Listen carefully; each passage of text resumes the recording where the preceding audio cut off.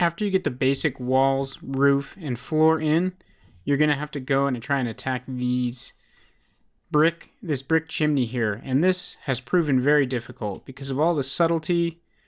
That's not it. All the subtlety in this thing. It's just very difficult to model it just right. So I'm going to give you some tips on how to do it. And then you're just going to have to get in there and test and figure it out and try and make it look like the picture. And if it doesn't look just like the picture, that's okay too. The composition will hopefully be there by the end, and your lighting will be right, and that will make a bigger difference than the subtle texture in your brick. Although that really sells this photo as photorealistic. So let's look at some ideas on how we can model that. I'll get right into it. Just minimize this here. You can see I've gone in and finished up some more of my model, and that chimney is going to be right here basically. We'll just put it there and extrude it up. And that'll be my base. And then I'll just take this and hit Alt-Q to isolate so that I'm working just on this shape here. That gives me the basic shape to build to. Now, if you look at the picture, you'll see that there's 1, 2, 3 bricks, and then a half brick and a half brick. Now, I've figured out from my studies of this picture, and this might not be completely right, but it's close. What I've figured out is that those bricks, what I'm putting them at is about 9.5 inches long by 2.5 inches tall.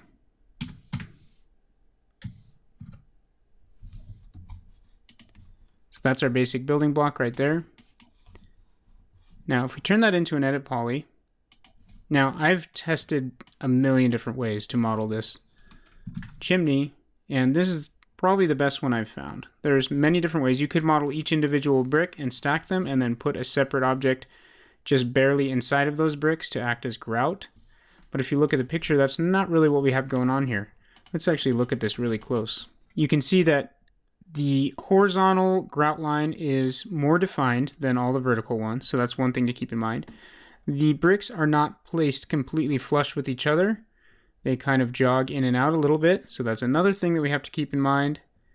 And then there's very subtle rounding on the bricks. They're not crisp and sharp on the edges, so we have to keep that in mind. So think about ways to model this, and I'm going to show you what I've come up with. So if I take my basic shape, and then make sure snap is on, hold down shift, drag from this point to that point, make sure our edges are showing so we can see. Drag it again. Now we actually need to cut all these in half as well by selecting all those and hitting connect. And then we'll drag out that last half brick over there. We'll drag out this half brick over here by holding down shift and dragging. Simple poly modeling, like I showed you recently for the poly modeling of the building. So there is the basic structure of our brick, and now we can take this edge and drag it up. Now this will get a little bit tedious because there's a lot of bricks, and there's no quick shortcut to just do this all at the same time. Now what I've done is take these edges here. I want to be in the right view, I guess. Okay, so select this edge here, go to ring, then go to loop, and that will just select all that. And then you want to chamfer it for that horizontal grout line. About there. So it's a well-defined grout line. Now what we need to do is drag around this corner, obviously. So let's drag in the X direction. We actually need to measure this out so that it's the right distance. So let's do that real quick. Again, we need our basic shape of 9.5. Okay, actually I made it half of 9.5. And I'll show you why we do that. This will all make sense as we get further along. So that's our basic building block structure. And then we'll take and keep dragging out that same distance like we did before. Oh, what did I do wrong here? I dragged the wrong way. We actually want to drag that right there. Drag, drag while holding shift. That's creating new polygon faces for us. Fantastic. Now, so we've got the corner turned right there.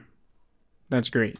All right, what we actually want to do now, once we have our basic setup, let's make sure that this joint up here is approximately the same width as this joint here. That's going to make up our horizontal joints in the bricks. Same with this bottom one. Now let's select all of those joints and we'll just bevel them in. Because if you look closely at that picture, you'll see that those joints are beveled in on those bricks. It's kind of makes it hard to create, but we're doing our best here.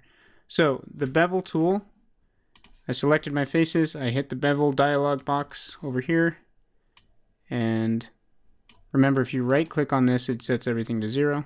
So that's where we want to start, and then bevel in, or really extrude in, and then tighten the bevel so that it looks like that. It looks like a nice grout line. In profile, if you look at it, it looks like that. Make sure it's going by local normal so that it's beveling in equally on all sides. Okay. Now we go in and select the vertical joints for our bricks. And they're going to stagger like this. I'll go ahead and do that for all of them. Remember here, as we go around the corner, it goes half brick and then full brick. So it goes to there. Okay, with all those selected, we'll go into the chamfer tool. Just do a little chamfer like that. Actually, no. For our horizontal joint, let's make it a little bigger like that. So they're not too noticeable, but you can see them. Now we have to go in and select all our bricks individually. So let's do that. We're in face mode, and we're just going to go select them. Make sure not to select the joints in between. Once those are all selected, let's take our extrude tool, reset to 0, and then go just slightly up like that. So now we have a tiny horizontal joint and a big, a tiny vertical joint and a big horizontal joint, which is great. Now, I intend to turbo smooth this in the end. So there's a really boxy looking bricks, but we need to turbo smooth it to get all the rounded edges and everything. So if we turbo smooth now, you'll see that it's not quite right. You can see that everything's rounding right there, so that doesn't work. Now the reason why is because we haven't gotten into a lot of poly modeling in this course. If you've taken my furniture modeling course, you'd know a lot about this already. But right there, that edge, what Turbo Smooth is doing is basically rounding from this edge to that edge down there and just kind of cutting right through those. So it's basically just rounding off those corners. So we need to put a chamfer there. So what we need to do is go back to our face mode and make sure our selection is still there. Okay.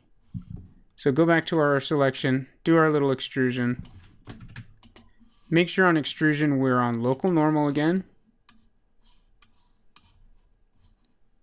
Perfect, there's our little extrusion. Now if we just hold down Control and go into edge mode, you can see that all the edges that were connected to the faces we had selected are now selected themselves. And we actually want to get these guys right here. So what we need to do is grow it once, like that. And then that should work if we do a chamfer now. Let's see. What's this gonna do? That might make a bit of a mess right there. Let's see. When we turbo smooth.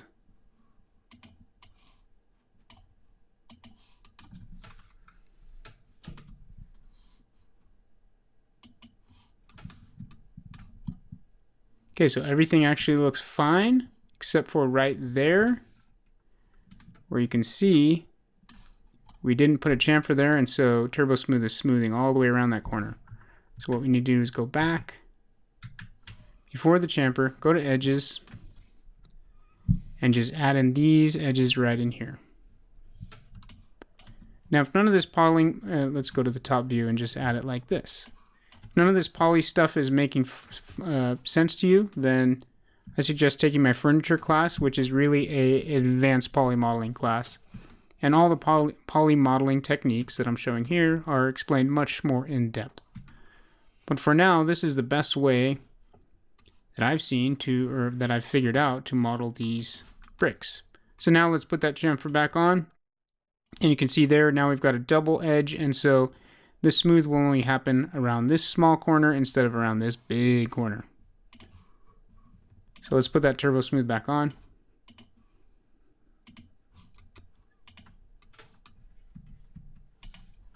Okay, and there's the basics of our bricks.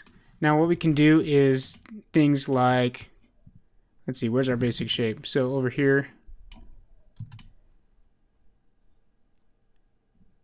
we really want to rotate that to 90 and set it there. And let's actually flip it because our camera is over in this area. Flipping the Y. And then what we can do is use the handy dandy symmetry modifier.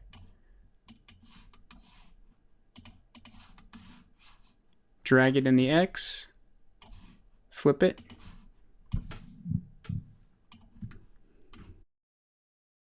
And put it right there in the center. We actually need to be about over here. Put it right in the center of that joint there. And then make sure your welding isn't too high. So yeah, something like right there. Okay. Now you could do another symmetry modifier. Symmetry modifier is cool because you can just grow your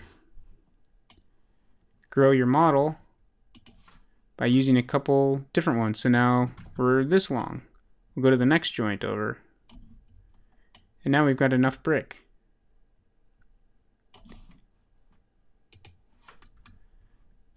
Okay. And if you wanted to build in that other side, you could do that with a symmetry modifier as well. Let's actually do that.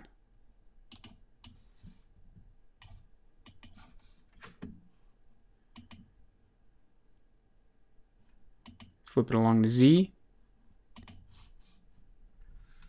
Move it up. Nope. Go into the sub-object of the mirror line. Move it to the center. Now from the left, we need to look and make sure that everything's right. Let's turn off that turbo smooth so we can see better. So we need that middle joint to show up right there. Get that right in the center. Make sure the welding is looking right by putting it to 0. And there you have it. There's the basics. Now in the next video I'll add some more noise and things like that. But if I turn my turbo smooth back on here, you can see there is my basic bricks.